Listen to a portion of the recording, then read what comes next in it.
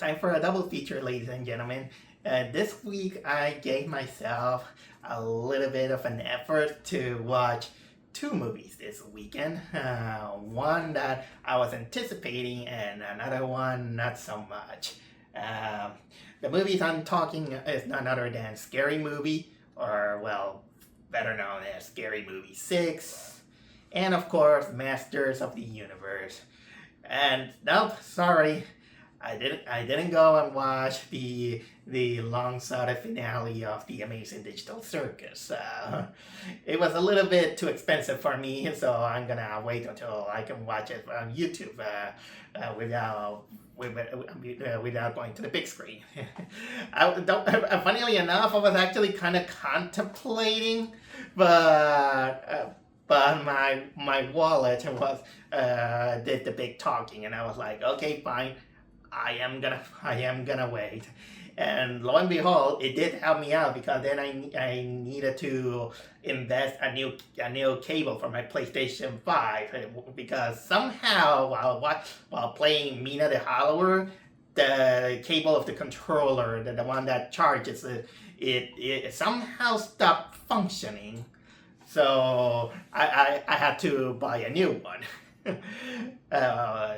Sometimes fate, weird things happen, but like I said, right now we're going with my double feature for Scary Movie 6 and Master of the Universe. I got a lot to talk about both of them, and of course both having kind of have some contrast in it. So let's go on with it. Let's go on. Let's go on with the show. Let's start with the movie that I was anticipating, which is none other than Scary Movie. I do have a little bit of a history with the franchise. I will say that the first movie is still I consider it as one of my favorite comedies that I have watched, and it was kind of like a big deal when I watched it, and it kind of upscale the spoof comedy that then it became oversaturated. But Scary Movie was indeed kind of like a rare breed at the time, even though we have kind of like other spoof movies like Space Jam, Spaceballs, or Men in Tight, or The Naked Gun.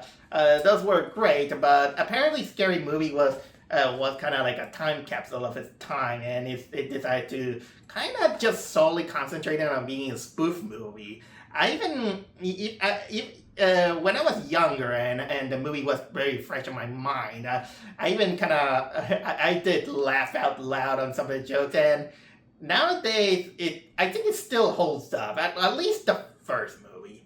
The second movie is also watchable. There's also some good jokes here and there. It did crack me up, some of it. It's not as good as the first one, I'll say.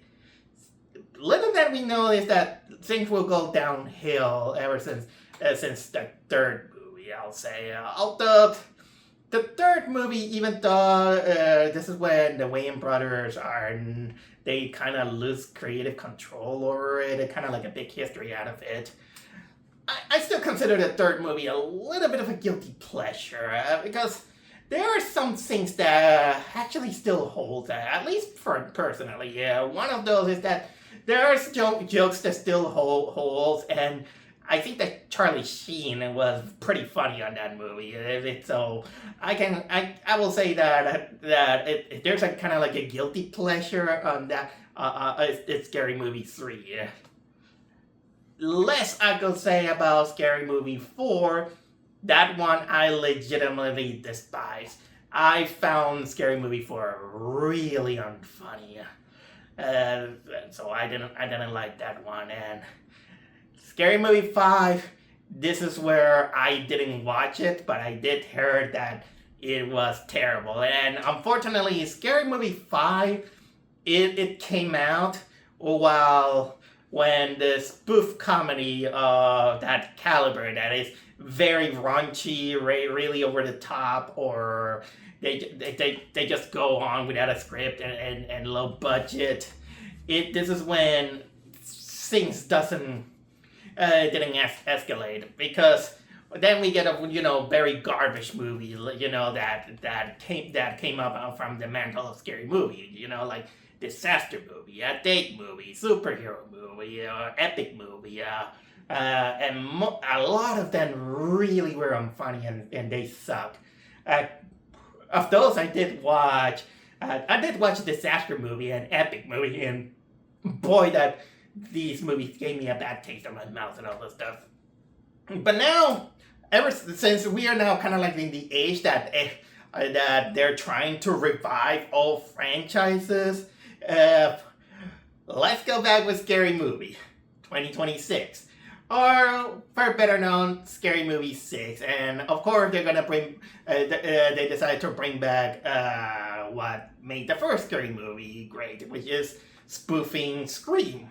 And so they brought back their own ghost face. And of course, they're gonna spoof the kind of like the other movies and all this stuff. And the time I'm talking about this movie really became a big box office success.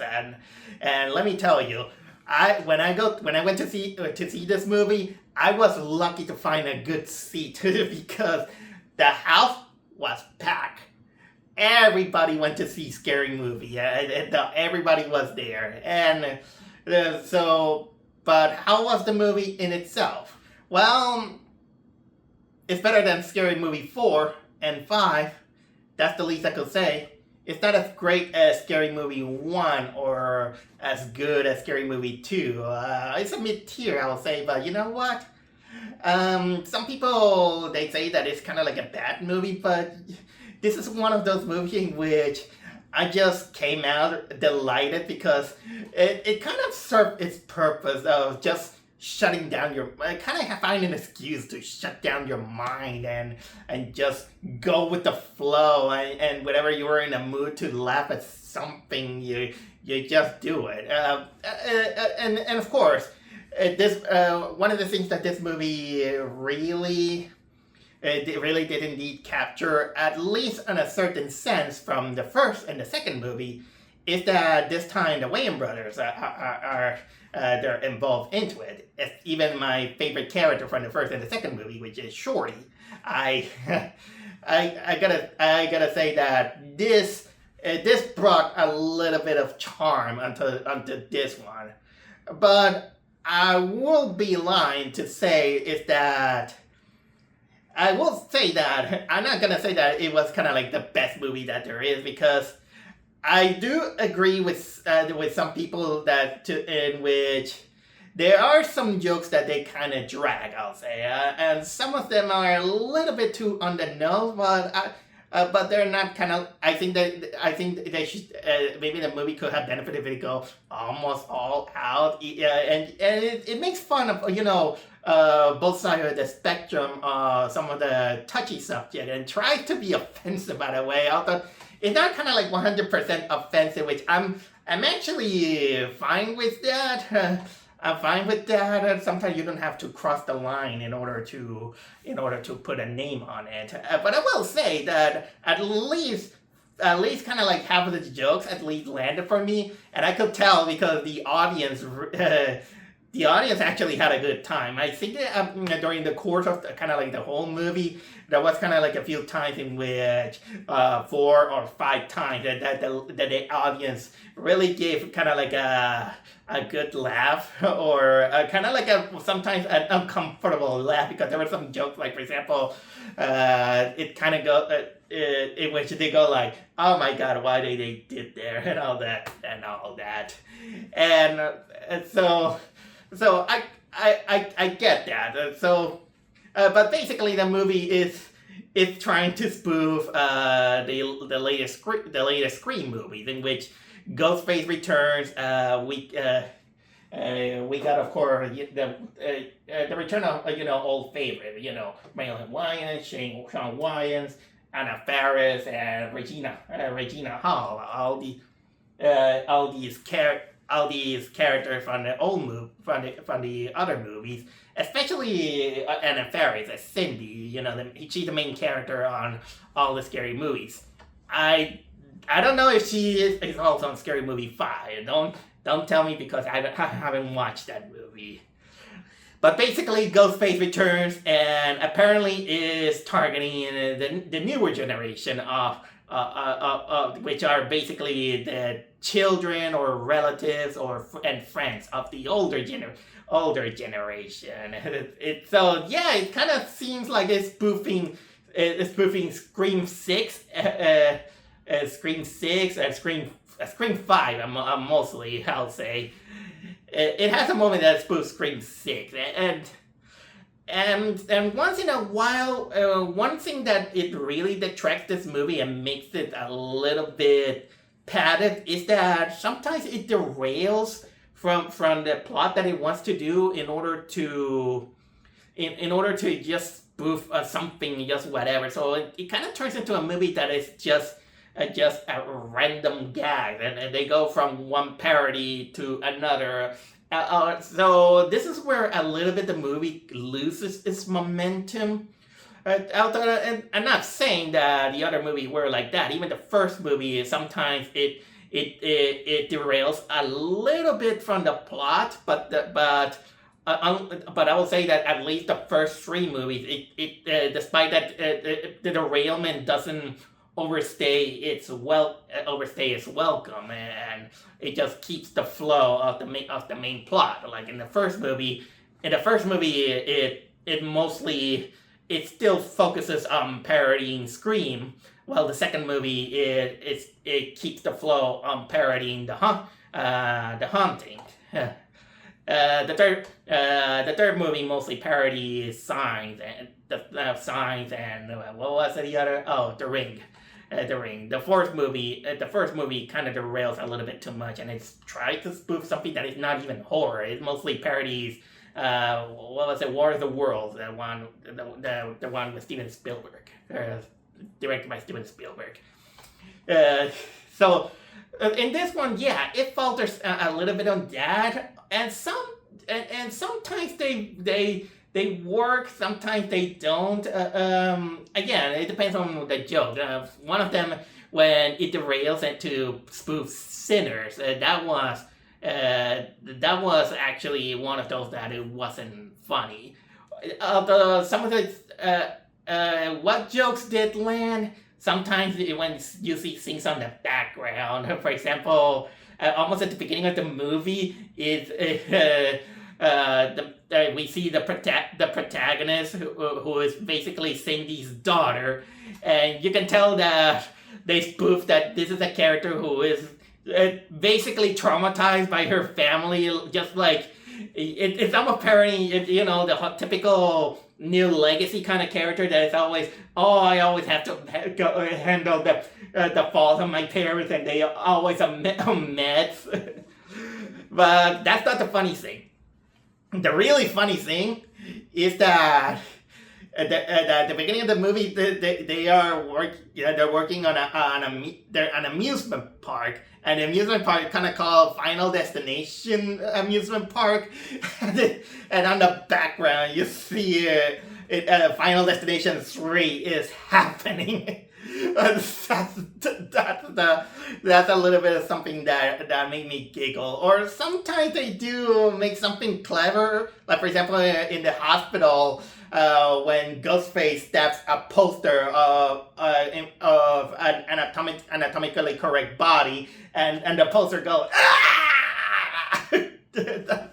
That was kind of hilarious. And there are also some. I think they also get an amuse with when they parody Get Out a little bit on weapons, even though some of the best jokes you'll also see it a little bit on the trailer. And although I was really surprised when they made a parody of K-pop Demon Hunters, and with animation that is actually kind of on par with the animation of K-pop Demon Hunters. And of course, you don't need to know much about the character. And all of them are, of course, kind of like parodies of themselves. Anna Faris, Cindy is still, the parodying what was the one from Halloween, sometimes, and she has kind of like this toxic relationship with with her daughters. One of the daughters is called Tuesday, because the daughter looks like a little bit like Wednesday. Wednesday Adam, just in case. It's saying that that she was always away from them. There's of course Brenda with the sassy black woman kind of attitude. Ray being a closet homosexual, and Shorty, the weed guy.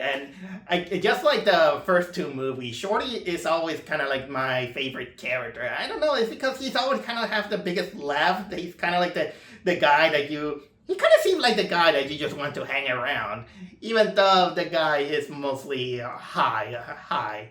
They also bring back Doofy, which is he was revealed to be the killer of the first movie.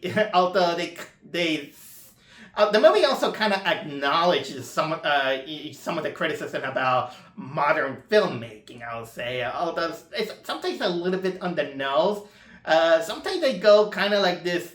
They try to be a little bit offensive by dropping kind of like social commentaries here and there, but in ways the other movies were kind of like that, especially the first two, and it's mostly kind of like these black jokes that you can find in these kind of movies. And I kind of get used to it. Some of them work, some of them don't. Some of them are, of course, a little bit on the nose, and again, some of the distractions are kind of like there. But I will say is that the reveal of the killer this time is kind of a little bit like a kind of thing, but you kind of get it that it's kind of like a laugh. But the final ending is really worth it. That ending was like, screw this, and really pays off. And I just kind of laugh out loud, during the climax. So I will say that I did have kind of like a fine time with scary movies. Again, there's sometimes it drags. You have to be kind of like in the correct mood to kind of enjoy it. I wouldn't say that if you kind of didn't like it or how it is, well, I'm not gonna blame you, because it could have been worse. It could have been like Scary Movie 4 or 5, or any of the kind of like epic movie, disaster movie, and yeah, some people will. I've been hearing people say that, well, Naked Gun was better, the one from last year, and I agree. The Naked Gun 2025 was actually really good, and it's one of the better spoof comedy than this one. But I would say that this is you can watch it when, well, probably you're high or something like that. What else you're gonna be in the mood, or like Shorty. So yeah, that I have nothing much to say about Scary Movie 2026 or Scary Movie 6, or whatever you want to call it. Still, it's much better than this year's Scream 7. Much better. But, well, it's time for me to go for the next movie. Let's jump from a movie that was successful in the box office with a low budget to a flop in the box office for a movie that cost $200 million to make. What a contrast, by the way. Yep, we got Master of the Universe 2026, because there's already a movie from 1987 also called Master of the Universe. So that leaves me, with the stance about where am I with the franchise of He-Man, Master of the Universe. I did watch the cartoon when I was a child, and I did have kind of like one or two toys of it. But I was one of those dumb kids that you just sit on the TV and just enjoy the spectacle just because it is a cartoon. And one of them was of course He-Man, and once in a while it was She-Ra on the TV. Although I mostly watch He-Man, that was the one that caught my attention. And so. And before I went to see this movie, the one that I'm going to talk to right now, is I did kind of revisit a few episodes in order to give me a kind of like a grab. Watch a kind of 2 or 3 episodes of it, and it kind of like a refreshment out of it. Right now, I will say that He-Man and the Master of the Universe is unfortunately one of those entertaining cartoons that is also a testament one of the darker years of animation. So yeah, unfortunately, He-Man is also part of what animators call it the dark ages of animation. For those who doesn't know, the dark ages of animation is basically the late 70s and up to the 80s, in which this is when cartoons are mostly committed to the companies and the corporation, and they mostly are bound to create cartoons with a low budget, but at the same time they're bound to for the purpose of selling toys. So most of them they don't have kind of like a rich plot, or they just do episodic things, and they just have kind of like a simple plot to say, hey, look, we present this character, we're gonna make a toy line out of it. And so it kind of affected the artistic integrity of a lot of those cartoons. And although then it did kind of cause a little bit of kind of like guilty pleasure in many people who watch it. It's kind of that nostalgia is a very powerful factor in a lot of people, especially who watch cartoons. And it was kind of like the simpler times, I will say. And He-Man was also part of of those dark ages of animation. Also, Transformers was part of it. There were also some worst cases like the Rubik's Cube. Oh yeah, also part of the dark ages of animation is that most of these cartoons were also mandated to that every time the show ends, they have to bring a message. Like, for example, hey, we did this episode, we learned a lot from this episode, so kids, don't do drugs. And a little bit kind of like the more serious in tone than the Sonic Says cartoons. Although the Sonic Says segments are kind of like a guilty pleasure out of me. So yeah, I have that. It's been kind of like a long time since I watched the 1987 movie. The movie, I am planning to watch it, but I do remember that there are some things that they can hold a little bit, kind of like a guilty pleasure, not. But I will say that Dolph Lundgren as He-Man, he really fit the bill. He was strong. He was muscular.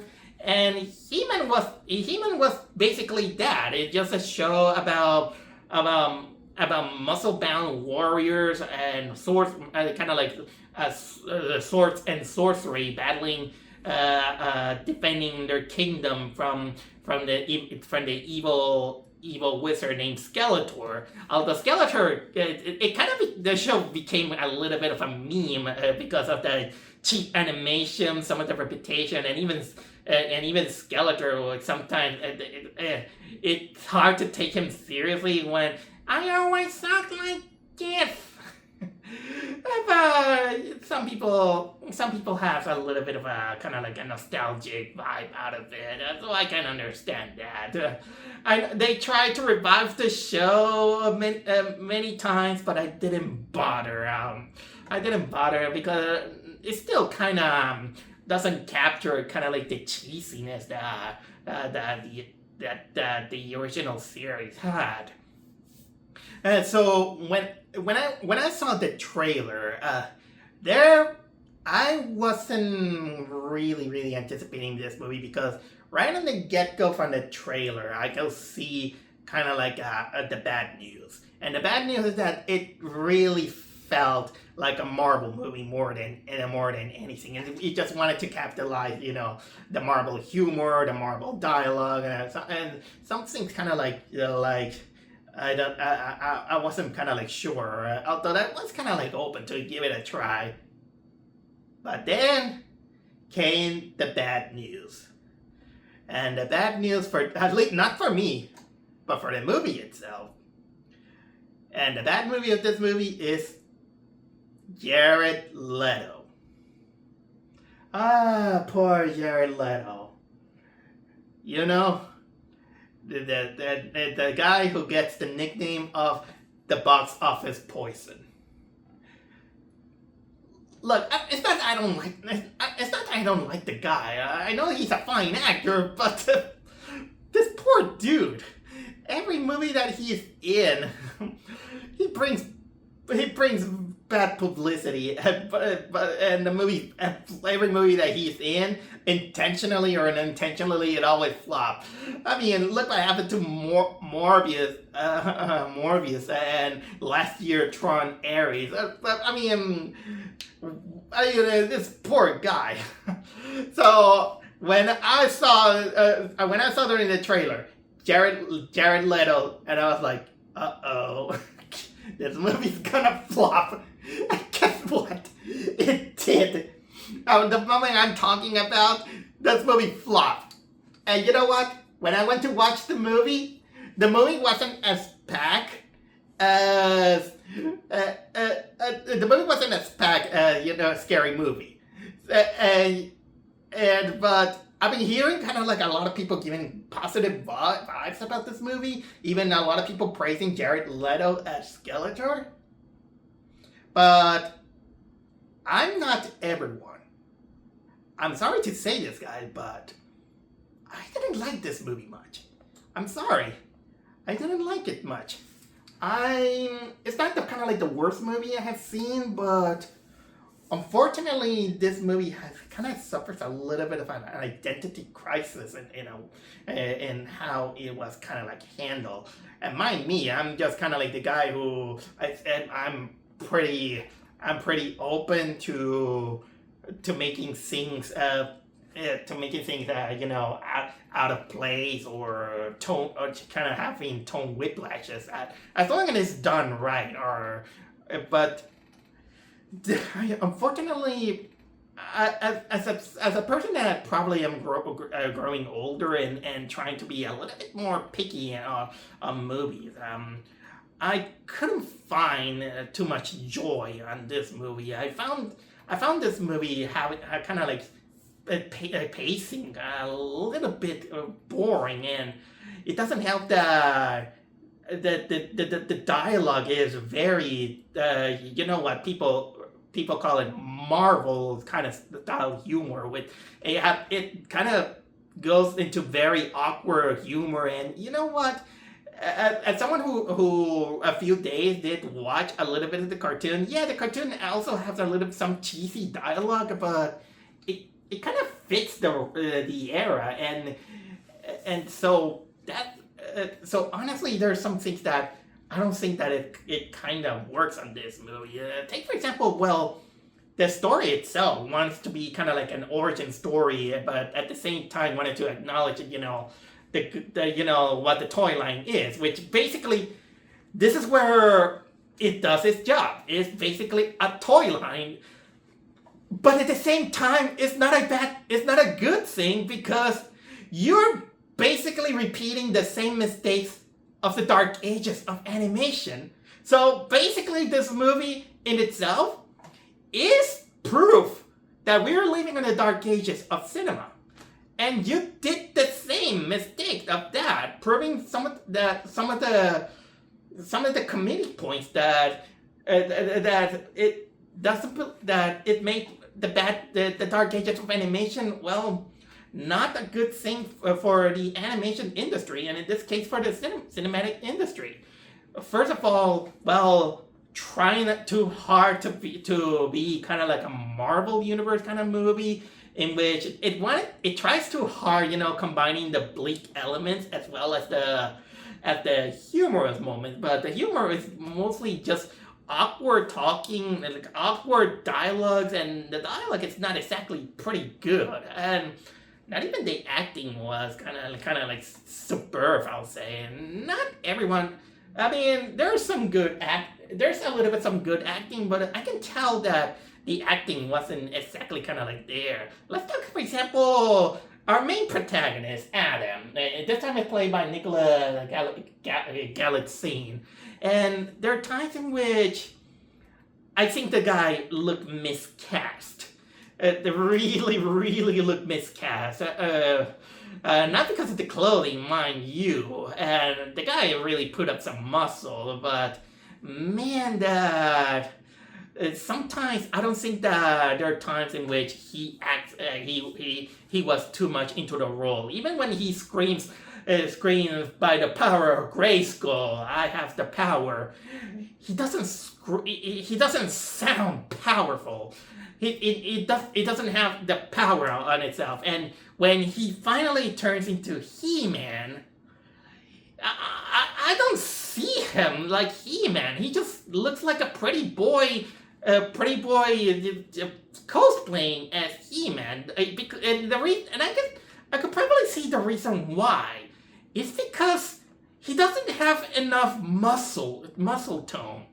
I'm not trying to compare, to the cartoon, I'll say, but even with some of the muscles, really, I did notice that it was just with CGI, but doesn't feel like he has muscle enough. And with the hairdo, he looked like a boy band instead of, someone like He-Man. I mean, look at the 1987 movie and compare it to Dolph Lundgren when he played He-Man. And Dolph Lundgren had better. He was tan and he was sweaty, and of course he showed them he had better muscle. He had better pecs than this guy. So honestly, so I will say that Dolph Lundgren. I'm afraid to say that he was a better He-Man than this guy. Yeah, we got also Idris Elba, Man at Arms, and I gotta say that he's probably one of the few characters who actually gave a little bit of heart into this movie, and I did like his I do like Idris Elba, and well, he plays Idris Elba, and I think he did the role right on as that, although they did want to make it a little bit more bleak by making him kind of like a failed drunk. He also having. There's also time in which he befriends a robot that I don't know what part of the show, I don't remember, but it's kind of like a robot maid that was kind of that Adam basically befriends and all this stuff. Yeah. There's also Camila Mendes who plays Tila, and she wasn't very good. She was, for the most part of the movie, she's basically very kind of like the typical angry, powerful woman that I see in many movies, and her acting is fine, but there are times in which her angry attitude kind of gets a little bit tiring, I'll say. There were some other characters that they just brush up here and there. The sorceress is there. There's also some characters that are kind of like in the toy line, like the guy with the giant fist, the guy who's kind of like a spring man, the tiger also appear. Also, let's talk about the box office poison guy. Jared Leto, because a lot of people they're praising him that he is he's great as Skeletor. Unfortunately, I can't say much about it. I mean, he does give out a decent acting, I'll say, and I do agree that he does make a menacing Skeletor, which, although it gives out a little bit kind of out of place contrast when there are times in which he tries to play funny, but the problem that I had with the acting, and I cannot buy Jared Leto too much, is because of the voice filter. Because of the voice filter, I cannot tell why if he's kind of like giving kind of like a good acting here and there. But I'll give it credit that the Skeletor effects are much better than the 1987 movie, because then, well, it's funny how here's kind of like another contrast from the other movie is that in the 1987 He-Man was perfect for Dolph Lundgren as cast as He-Man, and not in this movie. But on the other hand, Skeletor on 1987, he doesn't look good. He looked because let's face it, the special effect wasn't exactly good. Even 1987, but that makes him look like an old man instead of a skeleton, and so I don't buy that. But this Skeletor looks really good, I'll say. That will say. But as for the acting of that, the problem that I have mostly is the voice, because when the Skeletor wants to be kind of a little bit comedic, which is kind of like far in between, because they're trying to make him a little bit more menacing than kind of also a little bit funnier than the series. I think this is the moment when he tries to act funny, and this is where I was in my head begging, that it gets to the voice, and I sound like this. Yeah, that's the kind of thing I'll say. As for the story itself, yeah, it has some, the typical beats of the origin story, in which he's sent to Earth, in which he lives kind of in this Marvel-style universe where apparently Adam begins to work on an office of very cringy people, I'll say. Let's say that this is an office where I wouldn't mind to be fired.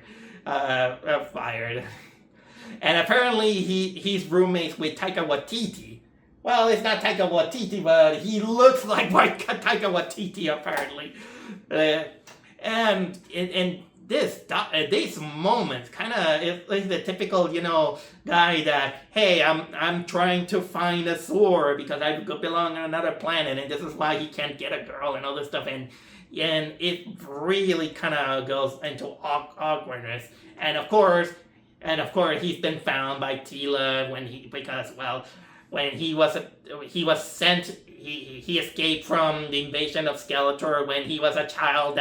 That apparently he looks like a cross between Jake Lloyd and one of the twins from Full House.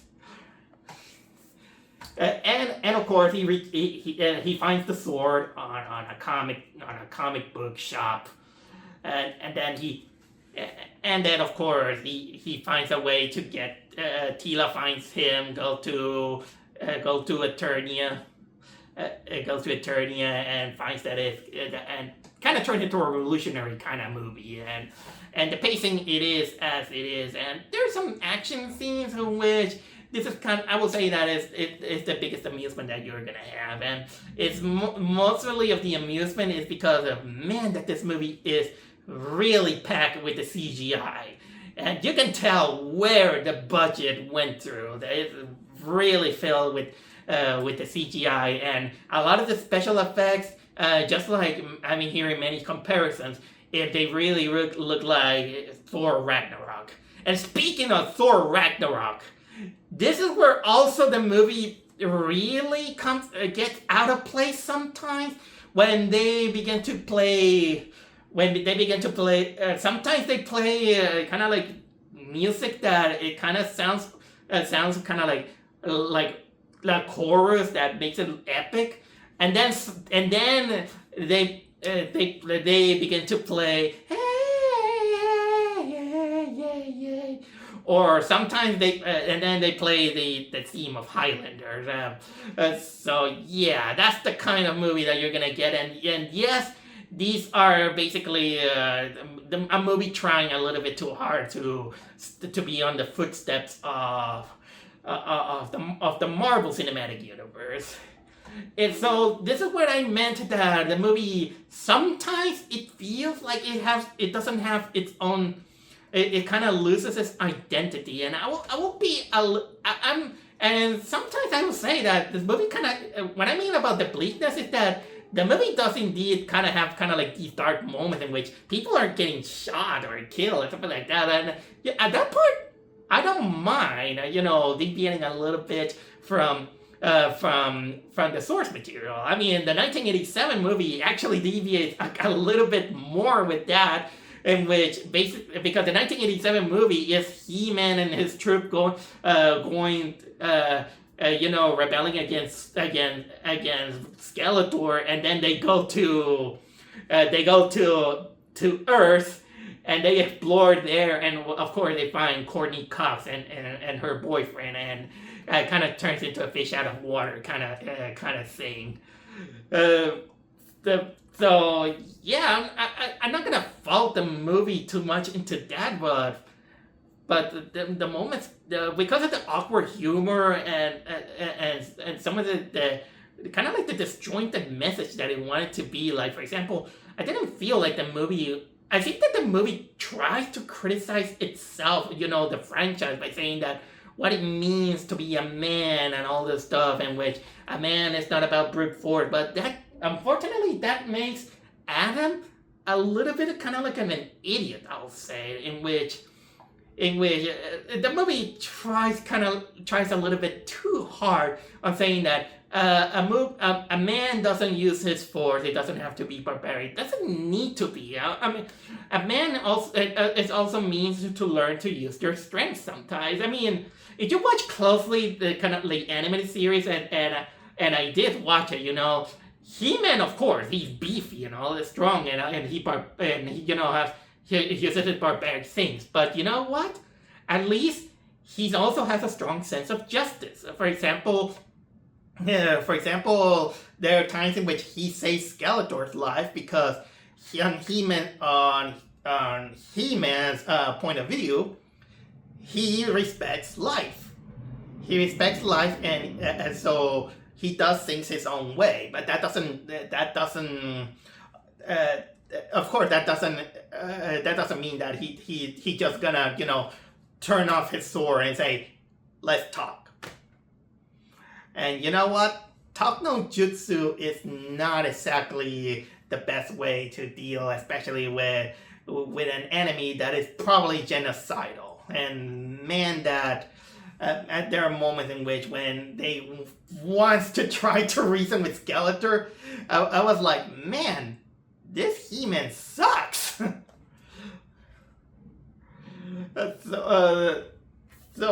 So honestly, I felt kind of like the disjointed here, and of course we got the climax, and that it really wanted to build that, okay, we're gonna continue the toy line, and the movie actually had three post-credit scenes. One in which it tried so hard into imitating the message giving of the original series, but this time, just for once, it shows Orko and a really bad CGI of Orko. Whoever designed Orko, it really must go back to the drawing board. That Orko looks really bad. And of course, the second post-credit scene, it teases She-Ra. And the third post-credit scene show that Skeletor is is gonna come back and all this stuff. But I don't know. Good luck with that, because the movie flopped at the box office, and but maybe it will come back, because, well, sometimes they don't care about the box office as long as people they eat right, they are happy with it. So. Good luck. I don't know if this is gonna work when you have Jared Leto, the box office poison in there, but yeah, I didn't like Master of the Universe in 2026 itself. If you like it, it's fine. I mean, it's not the worst movie I have seen. If so far on that book is Return to Silent Hill. That was actually one of the worst movies I have seen this year on the cinema. I still have to, make my list on some of the worst things, but there you go. This is my take on Scary Movie 2026 and Master of the Universe 2026. Both of them 2026, I'll say on the subtitle. So one, I had a scary good time because, well, it wasn't scary, but yeah, that's what I got. And while the other, well, I didn't think that it had the power.